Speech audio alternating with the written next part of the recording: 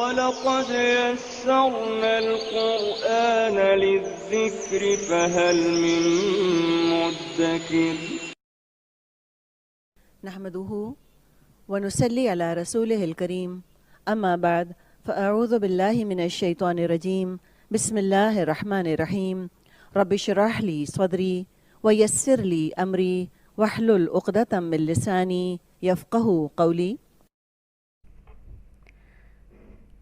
أعوذ بالله من الشيطان الرجيم بسم الله الرحمن الرحيم سورة البقرہ آیت نمبر 177 177 لیسا نہیں البر نیکی مادہ با را ہے ان کہ تولو تم پھیر لو وجوہ چہرے کم اپنے وجوہکم قبل جانب یہ قبل لفظ نہیں ہے، قبل کا مطلب ہوتا ہے پہلے، یہ قبل لفظ ہے، قبل جانب المشرقی مشرق و اور المغربی مغرب کے و اور لیکن لیکن البر نیکی یعنی یہ ہے من جو آمن وہ ایمان لائے بی پر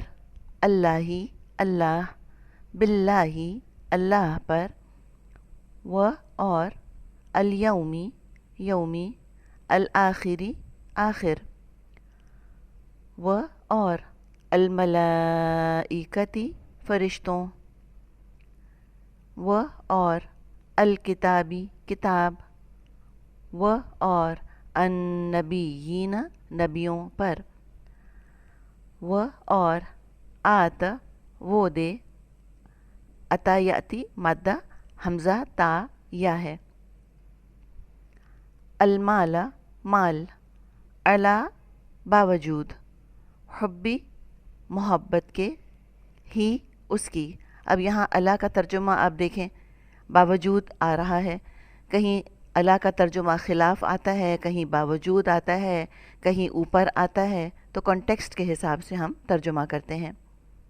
حبی محبت کے اس کی ذوی القربہ قرابت والوں و اور الیتامہ یتیموں و اور المساکین مسکینوں والمساکین اور مسکینوں و اور ابن السبیل مسافر سبیل سین با لام مادہ ہے و اور السائلین سوال کرنے والوں مادہ سین حمزہ لام ہے و اور فی میں الرقاب گردنوں پھر رقابی گردنیں چھڑانے میں را قاف با مادہ ہے رقاب و اور اقامہ وہ قائم کرے الصلاۃ نماز و اور آت وہ ادا کرے الزکاۃ زکوٰۃ۔ آپ کو یاد ہوگا ہم نے کچھ مذکر اور مؤنث اسماء کی بات کی تھی، فیمنن ناؤنز اور میسکولن ناؤنز کی، اور ہم نے مؤنث اسم کی ایک پہچان ڈسکس کری تھی اور وہ تھی گولتا۔ اب اس پیج پہ اگر آپ دیکھیں تو ملائکہ آپ کو نظر آ رہا ہے، اور ملائکہ والی تا کے بارے میں ہم نے بات کی تھی کہ یہ استثناء ہے، ایکسیپشن ہے، یہ مؤنث کی تا نہیں لگی ہوئی۔ ملائکہ، خلیفہ، علامہ یہ تا مؤنث کی نہیں ہے، لیکن یہاں پر آپ دیکھیں الصلاۃ یہ مؤنث کی ہے، الزکاۃ یہ بھی مؤنث کی ہے، تو اس سے آپ کو پہچان ہو جائے گی الف لام کی وجہ سے کہ یہ اسم ہے، اور آخر میں آپ نے گولتا دیکھی تو آپ کو اب اس کا جینڈر بھی پتہ چل گیا کہ جنس بھی پتہ چل گئی کہ یہ مؤنث ہے۔ تو یہ اسم ہے اور معرفہ بھی ہے، الف لام تو معرفہ اسم کی پہچان ہوتے ہیں، پراپر ناؤن کی پہچان ہوتا ہے الف لام، اور تا مؤنث کی پہچان ہے۔ و اور الموفون وفا کرنے والے، واو فا یا مادہ ہے، بی ساتھ عہدی عہد کے، ہم اپنے، بی عہدہم ساتھ عہد کے اپنے، اذا جب عہدو وہ معاہدہ کریں۔ اب یہ عہدو میں معاہدہ کہاں سے آ گیا؟ یہ جو عین کے اوپر آپ کھڑا زبر دیکھ رہی ہیں، یا تو کھڑا زبر ہوگا یا عین الف زبر آ ہوگا.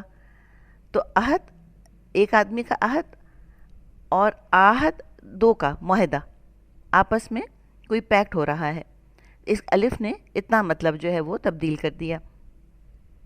وہ اور الصابرین صبر کرنے والے، فی میں البأسائی سختیوں، مادہ ہے با حمزہ سین، فی البأسائی و اور الضرائی تکلیفوں میں، و اور حین وقت البأسی جنگ کے.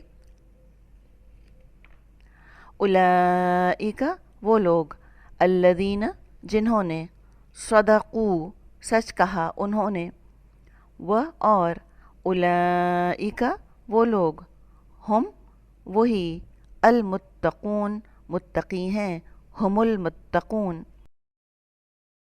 نحمده ونصلي على رسوله الكريم اما بعد فاعوذ بالله من الشيطان الرجيم بسم الله الرحمن الرحيم رب اشرح لي صدري ويسر لي امري واحلل عقدة من لساني يفقهوا قولي رب يسر ولا تعسر وتمم بالخير اللهم فقهنا في الدين رب زدني علما آمین یا رب العالمین. السلام علیکم ورحمۃ اللہ وبرکاتہ.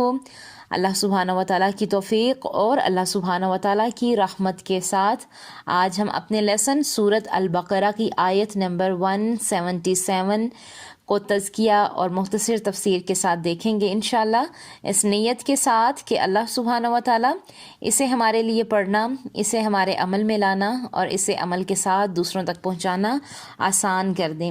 جیسا کہ یہاں سے ہمارا جو ہے ایک نیا موضوع سٹارٹ ہو رہا ہے، نیا رکوع سٹارٹ ہو رہا ہے آیت نمبر 177 سے 182 تک. آیت نمبر 177 کو ہم دو حصوں میں اپنے لیسن میں لیں گے تاکہ ہمارے لیے اپنے لیسن کو سمجھنا آسان ہو جائے. اور دوسری بات یہ ہے کہ ہم یہ بھی ساتھ میں اپنی نیتوں کو بھی چیک کریں گے، کیونکہ یہ آیت بہت ہی اہم آیت ہے، آیت تدبر ہے، اس پہ ہم نے غور و فکر ضرور کرنا ہے. اور اس رکوع میں یعنی کہ اس سبق کو شروع کرتے وقت کچھ خاص باتیں جو ہیں وہ ترتیب سے آ رہی ہیں. جیسا کہ پچھلی کچھ آیات میں اللہ سبحانہ و تعالیٰ نے اپنا تعارف ہمیں کروایا، تو توحید کا پیغام، اور پھر اللہ سبحانہ و تعالیٰ کی پہچان کے بارے میں ہم نے پڑھا. پھر اللہ سبحانہ و تعالیٰ سے محبت کے تقاضے، اور پھر حلال اور حرام کی بات ہوئی. آج کے سبق میں ایسا لگتا ہے کہ اسلام کا پیغام مکمل ہو جاتا ہے. یہاں سے ہمیں نبی صلی اللہ علیہ وآلہ وسلم کا زمانہ یاد آتا ہے کہ لوگ اللہ کے رسول صلی اللہ علیہ وآلہ وسلم سے اسلام کا پوچھتے، آپ اللہ کا پیغام دیتے، اور بات کیونکہ سچی اور سیدھی ہوتی تو لوگ فوراً اسلام قبول کر کے گھر جاتے. لوگ اپنے قبیلے اور خاندان والوں کو جمع کرتے، اسلام کا پیغام دیتے تو سارا خاندان اور بعض اوقات سارا قبیلہ مسلمان ہو جاتا. یاد رکھیں یہ سب آسان نہیں تھا، اس کے پیچھے بہت محنتیں تھیں، صبر تھا. آج کی آیات کو غور سے پڑھیں، ہمیں اسلام کا مکمل اور جامع پیغام مل رہا ہے. یوں سمجھیں کہ اگر آپ نے کسی کو اسلام پیش کرنا ہے تو سب سے پہلے کیا ہونا چاہیے؟ توحید اور اللہ کی پہچان. پھر اس کے بعد ہم یہ پیغام دیں گے جو کہ ہم آگے پڑھیں گے. آج کے سبق کا جو خلاصہ ہے، اس رکوع کا جو خلاصہ ہے، یہ کیا ہے کہ اسلام کیسے شروع ہوتا ہے. نبی صلی اللہ علیہ وآلہ وسلم کے دور میں قبلے کی تبدیلی کے فوراً بعد کی آیات ہیں یہ، کہ لوگوں کا رویہ کیسا تھا. تو اس آیت کو ہم دو پارٹس میں کریں گے. تو ہم دیکھتے ہیں اپنے لیسن کو کہ اللہ سبحانہ و تعالیٰ یہاں پر ہمارے لیے کون سے احکامات جو ہیں وہ بیان کر رہے ہیں، جسے ہم نے سمجھنا ہے اور اس پہ غور و فکر کرنا ہے. آیت نمبر 177، لیس البر ان تولوا وجوہکم قبل المشرق والمغرب ولکن البر من آمن باللہ والیوم الآخر وملائکتی والکتاب والنبیین.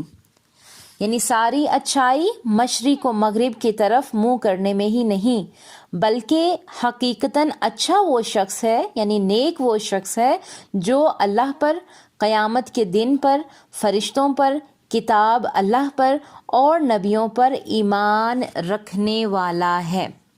کتنی گہری آیت ہے یہ۔ یہاں پر دیکھیں کہ یہ آیت قبلے کے زمن میں ہی نازل ہوئی۔ ایک تو یہودی اپنے قبلے کو جو بیت المقدس کا مغربی حصہ ہے، اور نصارہ اپنے قبلے کو جو بیت المقدس کا مشرقی حصہ ہے بڑی اہمیت دے رہے تھے اور اس پر فخر کر رہے تھے۔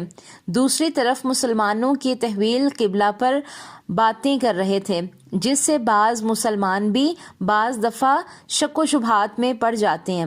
تو اللہ سبحانہ و تعالیٰ نے فرمایا کہ مشرق یا مغرب کی طرف رخ کر لینا بذات خود کوئی نیکی نہیں ہے، بلکہ یہ تو صرف مرکز اور اجتماعیت کے حصول کا ایک طریقہ ہے۔ اصل نیکی تو ان عقائد پر ایمان رکھنا ہے جو اللہ تعالیٰ نے بیان کیے ہیں، اور ان اعمال و اخلاق کو اپنانا ہے، انہیں عمل میں لے کے آنا ہے۔ عربی زبان میں لا کے معنی ہے نہیں، اور لیسا کے معنی ہے صرف یہی نہیں، کہ تم نے دین کے نام پر جھگڑے شروع کر دیے ہیں۔ نیکی صرف یہی نہیں کہ اپنا منہ مشرق کی طرف کرو یا مغرب کی طرف کرو، کہ نیکی بحثوں میں پڑنے کا نام نہیں ہے، بلکہ اصل نیکی تو یہ ہے کہ کون سی اصل نیکی ہے؟ نمبر ایک میں کیا ہے کہ آخرت پر ایمان لے کر آنا ہے۔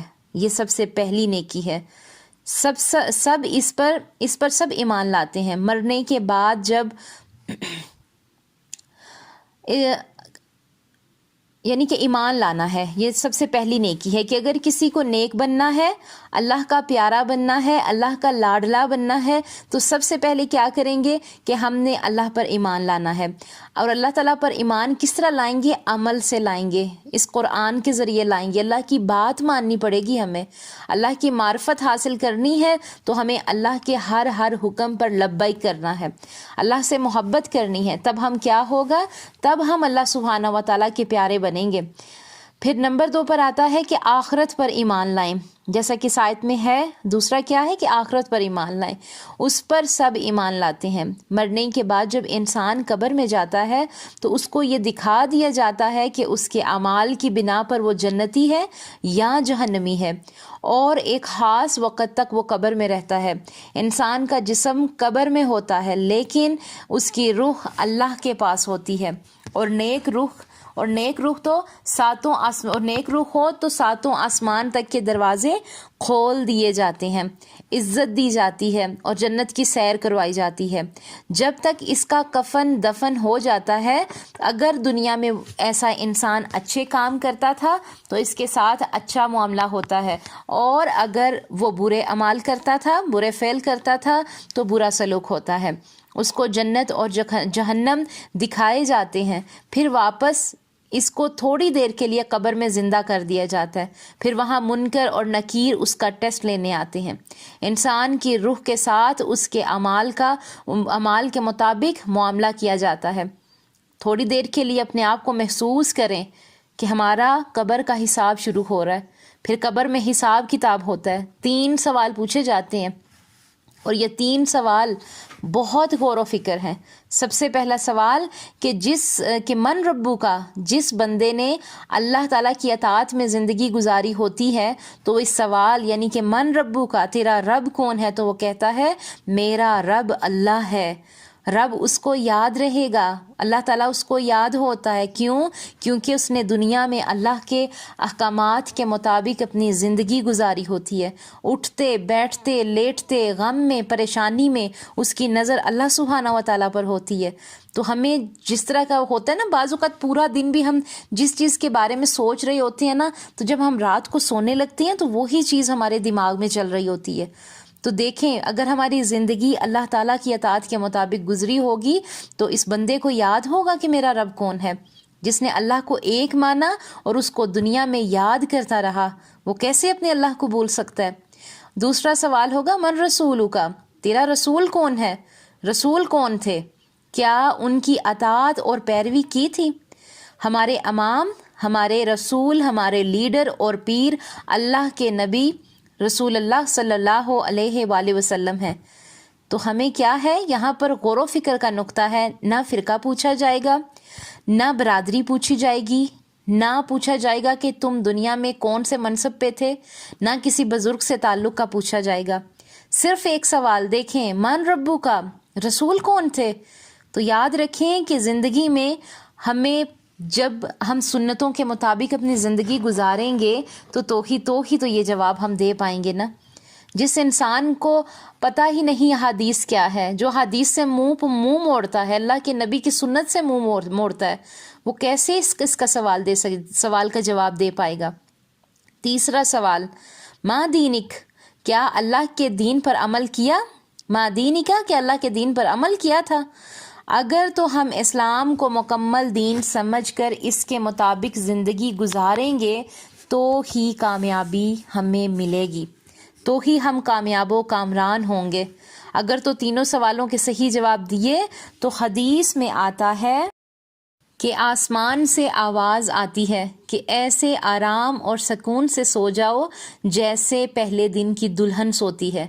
فرمایا جاتا ہے کہ یہ انسان بہت محنتیں کر کے آیا ہے، اس انسان نے دنیا میں بہت آزمائشیں جو اللہ سبحانہ و تعالیٰ کی طرف سے آئیں، اس کے بہت سے ٹیسٹ آئے، اس بندے نے اپنی نظر اللہ تعالیٰ پر رکھی، اس بندے نے ہر مشکل اور پریشانی میں کہا اللہ یہ مشکل پریشانی تیری طرف سے ہے، تو ہی اسے ختم کرنے والا ہے، تو ہی اس آزمائش کو مجھ سے ہٹانے والا ہے۔ یہ حدیث کا میں بتا رہی ہوں نا کہ خلاصہ ہے کہ ایسے انسان سے کہا جاتا ہے آرام اور سکون سے سو جاؤ، کیونکہ اللہ کا یہ بندہ بہت تھکا ہارا آتا ہے، محنتیں کر کے آیا ہوتا ہے، اللہ تعالیٰ کے راستوں میں بہت وقت لگا کے آیا ہوتا ہے، اب اسے آرام کرنے دو۔ اس انسان کی خواہش ہوتی ہے کہ جلدی سے قیامت آئے اور جنت حاصل کر لے جو وہ دیکھ کر آیا ہے۔ اس کی قبر میں جنت کی ایک کھڑکی کھول دی جاتی ہے، نیک کی رخ خیر میں ہوتی ہے۔ اب دوسری طرف جس انسان نے اپنی زندگی اپنی مرضی سے گزاری ہوتی ہے یا دوسروں کو خوش کرنے میں لگا رہتا ہے، اللہ اور رسول اللہ صلی اللہ علیہ وسلم کی اطاعت نہیں کی ہوتی، پھر اس کو جہنم دکھائی جاتی ہے، اس کا عذاب قبر سے ہی شروع ہو جاتا ہے، اس کی خواہش ہوتی ہے کہ قیامت کبھی نہ آئے۔ دوسری بات اب یہاں دیکھیں گے کہ سب کی روحیں اپنی اپنی جگہ پہنچ جاتی ہیں۔ یہ دنیا اللہ نے ایک مقصد کے لیے بنائی ہے، جب وہ مقصد پورا ہو جائے گا تو پھر ایک بڑا دھماکہ ہوگا اور قیامت آ جائے گی۔ تو یہاں پر ہم سوچیں گے کہ اللہ تعالیٰ نے ہمیں بھی تو مقصد حیات دیا ہے، کیا ہم نے مقصد حیات کو سمجھا ہے؟ انسانیت کی موت واقع ہونی ہے، پھر سب انسان دوبارہ زندہ کیے جائیں گے اور اس حالت میں اٹھائے جائیں گے جیسے ماں کے پیٹ سے ابھی پیدا ہوئے تھے۔ روز محشر سب اللہ کے سامنے پیش ہوں گے، پھر یہاں پر اگلا امتحان شروع ہو رہا ہے اور یہ بڑا لمبا سفر ہے۔ بعض اوقات ہم زندگی کے یہ چھوٹی چھوٹی تکالیف سے گھبرا جاتے ہیں اور کہتے ہیں، بڑی آسانی سے کہہ دیتے ہیں کہ پتہ نہیں میری زندگی کب ختم ہوگی، میں نے تو زندگی میں یہ سکھ کا سانس نہیں لیا، پتہ نہیں کب جان چھوٹے گی۔ تو یاد رکھیں یہ زندگی بہت مختصر ہے، اصل زندگی آگے شروع ہونے والی ہے جو بہت لمبی ہے۔ اچھا، تو پھر سب سے 5 سوال پوچھے جائیں گے، یوں اللہ سبحانہ و تعالیٰ کے سامنے خود کو کھڑا ہوا پیش ہوا، سمجھیں، غور فکر کریں، اپنے دماغ میں لے کے آئیں۔ 5 سوال ہونے ہیں اور بہت اہم سوال ہیں یہ، اور اگر ایک ایکٹیویٹی بنائیں، اس میں دیکھیں کہ خود کو اپنے درمیان میں رکھیں، ٹھیک ہے، اور 5 سوال، ٹھیک ہے، اپنے گرد یعنی کہ ایکٹیویٹی بنائیں اور لکھ لیں۔ 1 عمر کہاں گزاری، دوسرا جوانی کیسے گزاری، تیسرا مال کے بارے میں سوال ہوگا کیسے کمایا، چوتھا کیا ہے کہ کہاں خرچ کیا، اور نمبر 5 پہ جو علم حاصل کیا اس پر کتنا عمل کیا۔ اگر ایک بندہ مومن اپنی زندگی ان 5 سوالوں کی گرد گزارتا ہے تو کامیابی اس کا مقدر ہے انشاءاللہ۔ کیوں؟ کیونکہ نظر رکھیں کس سوال پہ، عمر کہاں گزر رہی ہے میری، کیا جو میری عمر، یہ ٹائم، یہ وقت جو میرا گزر رہا ہے یہ کہاں گزر رہا ہے، اللہ کی اطاعت میں گزر رہا ہے، یہ دنیاوی مقاصد کے لیے گزر رہا ہے۔ نمبر دوسرا سوال، جوانی کیسے گزری۔ اگر آپ جوان ہیں تو سوچنے کا یہ مقام ہے کہ میں جوان ہوں، یہ اللہ نے پوچھنا ہے کہ جوانی کیسے گزاری، تو میں سوچوں کہ میں اپنی جوانی کہیں فحاشی کام میں تو نہیں گزار رہی ہوں، کہیں میں اپنی جوانی دنیا داری کے لیے تو نہیں گزار رہی ہوں، کہیں میں اپنی جوانی فیشن کے پیچھے لگ کے لوگوں کو اپنا آپ دکھانے میں تو نہیں گزار رہی ہوں۔ نمبر 3 پہ مال کے بارے میں سوال ہونا ہے، کیسے کمایا، تو یاد رکھیں، سوچیں کہ جو رزق میرے گھر میں آ رہا ہے، جو مال جو میں کھا رہی ہوں، جو میں پی رہی ہوں، کیا یہ حلال طریقے سے ہے یا پھر حرام طریقے سے ہے؟ نمبر 4، کہاں خرچ کر رہی ہوں، کہاں خرچ کیا، یہ سوال ہونا ہے۔ تو سوچیں، ابھی سے یہ سوال اپنے آپ سے کریں، خود کو ابھی سے ہی ریڈی کریں کہ کہاں خرچ کر رہی ہوں، جو کچھ بھی میرے پاس ہے اللہ تعالیٰ کی رحمت سے اسے خرچ کہاں کر رہی ہوں، اللہ کی راہ میں کتنا خرچ کرتی ہوں اور دنیاوی مقاصد میں کتنا خرچ کرتی ہوں۔ نمبر 5، جو علم حاصل کیا اس پر کتنا عمل کر رہی ہوں۔ یہ بہت اہم سوال ہے جو ہمارے لیے، کیونکہ ہم ابھی اسٹوڈنٹس ہیں نا، پڑھ رہے ہیں۔ کتنا علم ہمارے پاس آ چکا؟ ابھی ہم سورۃ البقرہ کے الحمدللہ ہاف سے اوپر ہم پڑھ چکے ہیں، اور ابھی ہم دیکھیں گے کہ اس میں کہ ہمیں جو علم اللہ تعالیٰ نے دیا ہے اس میں ہم نے کتنا کچھ پڑھا۔ ہم نے اللہ تعالیٰ کے، ہم نے ایمان کے بارے میں پڑھا، روز آخرت کے بارے میں پڑھا، ماضی کی ہسٹری ہم نے پڑھی، پھر اللہ تعالیٰ نے بولا کہ اچھے کام کرنے ہیں، نیک کام کرنے ہیں، اس کے بارے میں پڑھا۔ پھر ہم نے اور کون سا علم لیا کہ مشکل میں، پریشانی میں کس سے تعلق اپنا مضبوط کرنا ہے، اللہ تعالیٰ سے کرنا ہے۔ صبر پہ بہت اللہ تعالیٰ نے ہمیں بتایا، ٹھیک ہے۔ یہ سب علم ہے، ہم نے دیکھنا ہے کہ ہم اپنے علم پر کتنا عمل کر رہے ہیں۔ حدیث میں ہے کہ ان 5 سوالوں کے جواب دیے بغیر کسی کو میدان محشر سے جانے نہیں دیا جائے گا۔ اسلام کا یہ عقیدہ ہے، نیکی اور بدی کا حساب کتاب ہوگا۔ جس کی نیکیوں کا وزن زیادہ ہوگا وہ جنت میں جائے گا، اور جس کے گناہوں کا وزن بھاری ہوگا وہ جہنم میں ڈال دیا جائے گا۔ لوگوں نے اس عقیدے میں اپنی مرضی سے تبدیلیاں کر لی ہیں کہ ہم بخشے جائیں گے، فلاں آ کر مجھے بچا لے گا، فلاں میری سفارش کر دے گا۔ کل بنی اسرائیل نے یہ کہا تھا، آج کچھ مسلمان بھی یہی کہتے ہیں۔ قیامت اور روز آخرت پر ایمان لانا ہے ہمیں، اور اس طرح ایمان لانا ہے جیسے قرآن و حدیث سے ہمیں پتہ چلتا ہے۔ ہم نے اس میں اپنی من مرضیاں نہیں کرنی۔ اب نمبر 3 پر دیکھیں، والملائکتی، کیا ہے؟ فرشتوں پر ایمان لانا ہے۔ فرشتے اللہ کی مخلوق ہیں، یہ بندوں کے مددگار ہیں، ہمیں نظر نہیں آتے، نور سے بنے ہیں۔ انسان مٹی سے بنا ہے، شیطان آگ سے بنا ہے۔ فرشتے اللہ کی نافرمانی نہیں کرتے۔ مختلف فرشتے مختلف کام کرتے ہیں، اللہ نے ان کی ڈیوٹیاں لگائی ہوتی ہیں۔ فرشتوں کا حساب کتاب نہیں ہے، کیونکہ وہ اللہ کے حکم کے پابند ہیں۔ فرشتے کے ذریعے ہی اللہ کا کلام نبیوں پر نازل کیا گیا۔ فرشتے کے ذریعے ہی قرآن نبی صلی اللہ علیہ وسلم پر ایمان،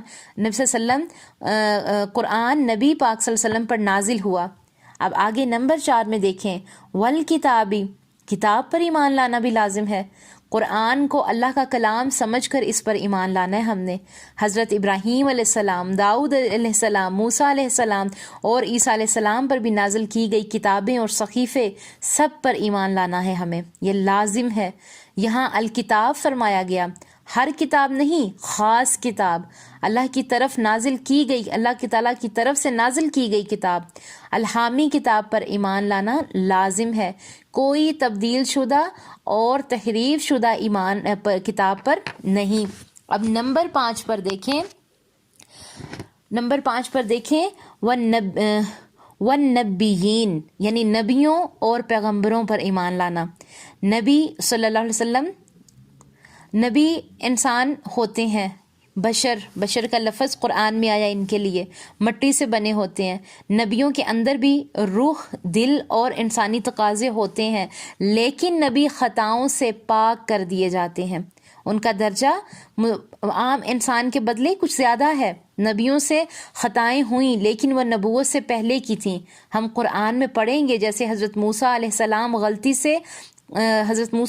سے غلطی سے قتل ہو گیا تھا، حضرت آدم علیہ السلام سے اللہ کی نافرمانی ہو گئی تھی، لیکن پھر اللہ نے ان کی توبہ قبول فرمائی۔ تو یاد رکھیں، بڑے سے بڑے گناہ کرنے والے بھی اللہ کی رحمت سے مایوس نہیں ہونے چاہیے، توبہ کر لیں اور نیک اعمال کرنے لگیں۔ اللہ ہمیں قرآن کا علم عطا فرما دے، اللہ ہمیں معاف کر دے گا انشاءاللہ۔ نبی ایک رول ماڈل ہوتے ہیں امت کے لیے، مثال ہوتے ہیں، ایک معیار ہوتے ہیں، اسوہ حسنہ ہوتے ہیں۔ دین کتنا ہے، کیسا ہے، کس طرح ہم نے اس پر عمل کرنا ہے، سب نبی ہم کو بتاتے ہیں۔ نبی صلی اللہ علیہ وسلم نے جیسے ہمیں بتایا، آپ کے سامنے ایک نمونہ ہوتا ہے، اگر ہمارا عمل نبی صلی اللہ علیہ وسلم کے حکم کے مطابق ہوگا تو پھر ہی وہ قبول ہوگا۔ ایک ہوتا ہے نیک کام اور ایک ہوتا ہے اچھا کام۔ جو کام نبی کی سنت کے مطابق ہوگا وہی قبول ہوگا۔ تو آج ہمیں سوچنا ہے کہ کیا ہم احادیث کے اوپر کوئی بحث تو نہیں کرتے، ہم سنتوں پر کتنا چلتے ہیں، ورنہ اپنی مرضی سے جو بھی کریں گے وہ نبی صلی اللہ علیہ وسلم کی سنت کے مطابق نہیں ہوگا تو قبول بھی نہیں کیا جائے گا۔ اور نمبر 6 پہ آگے ہم دیکھیں گے، آگے سے جو ہے وہ کچھ اور اللہ سبحانہ و تعالیٰ جو ہیں ہمارے سامنے کچھ جو ہیں احکامات بتا رہے ہیں، وہ کیا ہیں؟ وَآتَ الْمَالَ عَلَى حُبِّهِ ذَوِي الْقُرْبَى وَالْيَتَامَى وَالْمَسَاكِينَ وَابْنَ السَّبِيلِ وَالسَّائِلِينَ وَفِي الرِّقَابِ، کہ کیا کہا جا رہا ہے کہ جو مال سے محبت کرنے کے باوجود قرابت داروں، یتیموں، مسکینوں، مسافروں اور سوال کرنے والوں کو دے، غلاموں کو آزاد کر دے۔ اب یہاں پر دیکھیں گے کہ اللہ تعالیٰ کیا بتا رہے ہیں کہ نمبر 6 پہ بات ہو رہی ہے مال سے محبت کے باوجود اس کو اللہ کی راہ میں خرچ کریں۔ مال سے بندے کو پیار ہوتا ہے، کیا کہا جا رہا ہے؟ ذوی القربہ، اس کے باوجود رشتہ داروں کو بھی دو، خاندان والوں پر خرچ کرو، اپنی ذات کے علاوہ دوسروں پر خرچ کرو۔ والیتامى، اللہ نے ہمیں اس لیے مال دیا کہ یتیموں کو بھی دیں، غربت کی وجہ سے جن کے پاس کچھ نہیں ہوتا، اور ہمیں ان لوگوں پر خرچ کرنے کی دعوت دی جا رہی ہے جہاں سے واپسی کی امید نہ ہو۔ والمساکین، مسکین سکن سے ہے کہ رک جانا، مسکین وہ جو لگتا ہے کہ رک گئے ہیں، جو غربت چھپاتے ہیں، سفید پوش لوگ، ان کی مدد کریں۔ ایک عظیم جرم ہے کہ ایک ہی سوسائٹی میں کچھ لوگ اچھا خاصا کھانا کھائیں اور پھر اسے ضائع کریں اور کچھ بھوکے سو جائیں۔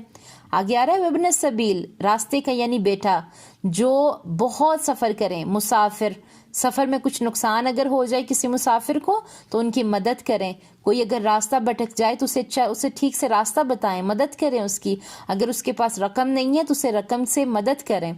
وَالسَّائِلِينَ، مدد کے لیے ہاتھ پھیلانے والے، مجبور ہوں تو ان کی مدد کریں، اگر بیکاری اور مانگنے والے ہوں تو ان کی مدد کریں، انہیں نوکری پر لگوائیں یا کوئی ہنر سکھا دیں یا کوئی کاروبار میں مدد کر دیں۔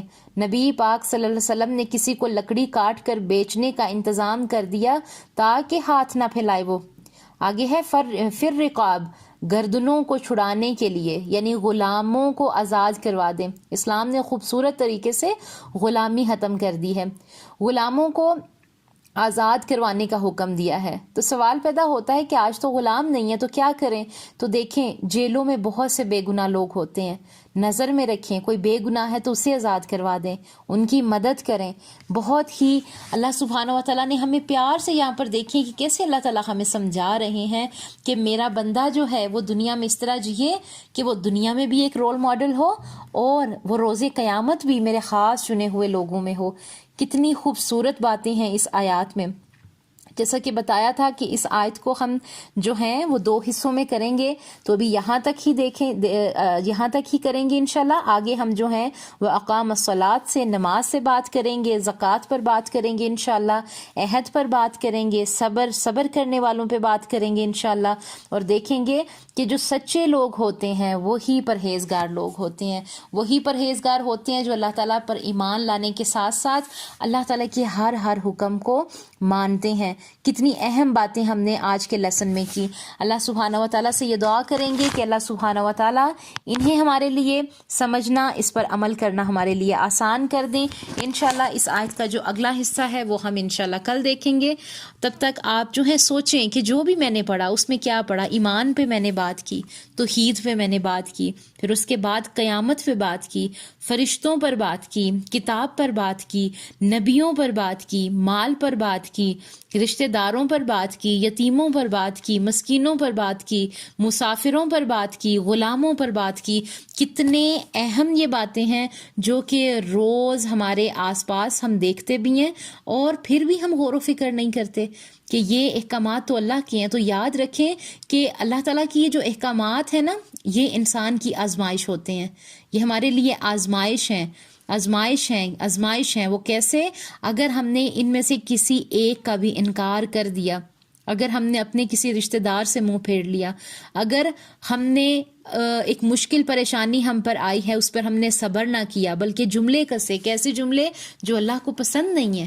کیونکہ اللہ کا بندہ جو ہوتا ہے وہ اپنی زبان سے اچھے الفاظ ادا کرتا ہے، وہ الفاظ جو کہ اللہ تعالیٰ کو بہت پسند ہیں، جس کی نظریں اللہ پر ہوتی ہیں. اللہ سبحانہ و تعالیٰ سے دعا کریں گے اللہ تعالیٰ ہمیں سمجھنے کی، غور و فکر کی توفیق عطا فرمائے، ہمیں اپنے بہترین لوگوں میں شامل فرمائے، ہم سے راضی ہو جائے. آمین یا رب العالمین. سبحان ربک رب العزت عما یصفون وسلام علی المرسلین والحمد للہ رب العالمین. السلام علیکم ورحمۃ اللہ وبرکاتہ.